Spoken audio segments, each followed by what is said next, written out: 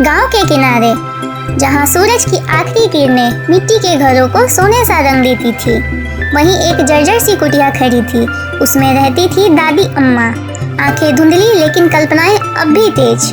हर शाम बच्चे उनके पास जमा हो जाते, कहते दादी तो बस कहानियां बनाती रहती है, लेकिन फिर भी कोई भी उनकी कहानियां मिस नहीं करता। दादी हमेशा कहती, एक दिन मेरे पास एक खास परी आई थी।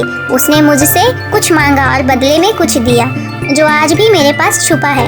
बच्चे चौंकते, क्या दिया था दादी? वो बस मुस्कुराती, समय आने पर बताऊंगी, लेकिन याद रखना वो परी कभी किसी इंसान को दोबारा नहीं मिलती। बच्चे हंस पड़ते, दादी ये भी कोई बात हुई? पर उस भीड़ में एक था छोटू, सबसे छोटा, सबसे जिज्ञासु।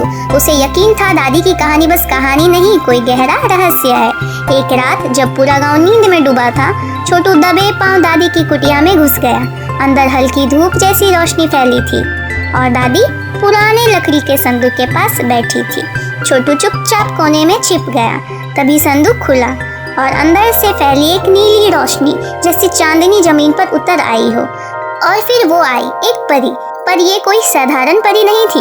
उसके पंख गहरे नीले और काले, आंखें चमकदार लेकिन उदास, हाथ में एक पुरानी घड़ी जिसमें थी रेत चमकदार चांदी जैसी। परी बोली, समय पूरा हो चुका है, अब ये घड़ी किसी और को सौंपनी होगी जो इस रहस्य को समझ सके। दादी ने धीरे से कहा, तो क्या कोई तैयार है? और उन्होंने इस घड़ी की ओर इशारा किया। तभी दादी ने गर्दन घुमाई और कहा, आजा छोटू, अब तू देख ही चुका है। छोटू धीरे धीरे सामने आया, डरा पर आश्चर्य में डूबा। परी मुस्कुराई, कभी कभी बच्चे ही सबसे बड़ा रहस्य सुलझा लेते हैं। और फिर वह हवा में घुल गई, जैसे कभी थी ही नहीं। पर उसका जादू अब भी वहाँ था। अगली सुबह दादी ने वो घड़ी छोटू को सौंप दी। जब भी कोई भूखा, टूटा हुआ या बुझे दिल के साथ तुम्हारे पास आए, ये घड़ी उन्हें रास्ता दिखाएगी।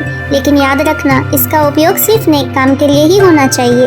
अब गांव में एक नई कहावत चल पड़ी, जहाँ रहस्य होता है वहाँ दादी की घड़ी और परी की परछाई जरूर होती है।